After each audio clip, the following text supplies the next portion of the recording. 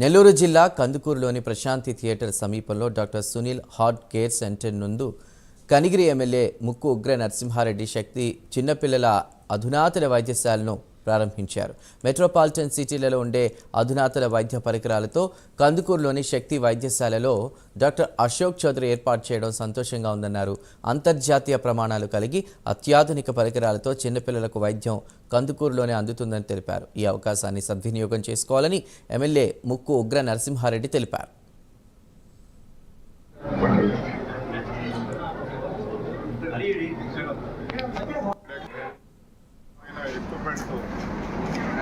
గతంలో మన పరిస్థితి అంటే ఇక్కడ ఏదో జరిగితే వెంటనే హైయర్ సెంటర్ బొమ్మని అలవాటు ఏర్పడుతున్నారు ఇక్కడ డాక్టర్స్ కూడా.